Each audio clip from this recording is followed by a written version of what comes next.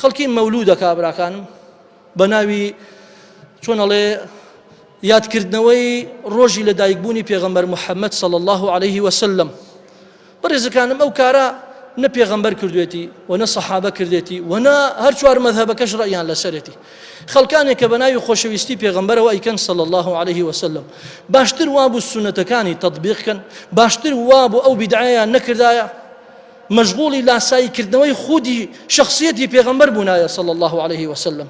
فبۆیە ئینسان وا باشە هیچ پارەیەک لەو ڕۆژەدا بە فیڕۆی مەدە و هەروەها ئەو ڕۆژەیە کە لە تاریخە ئیثبات بۆ ڕۆژی مردنی پێغەمبەرە صلی الله عليه وسلم.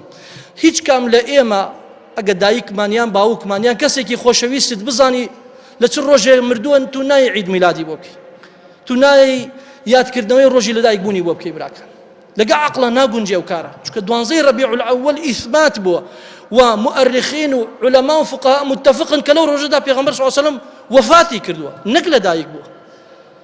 فبا مقید بین براکان تووشی بیدعە نەین لە ژیانماندا، ئەوەی سونەتە ڕێزی لێ بگرین و ئەوەشی بیدعەیە بە پێی توانای خۆمان، ئەوە نەیەتوانین خۆتی لێ بە دوور بگرە و دڵت پێی خۆش نەبێ، ئەجینا خێر لە بیدعەدا نییە.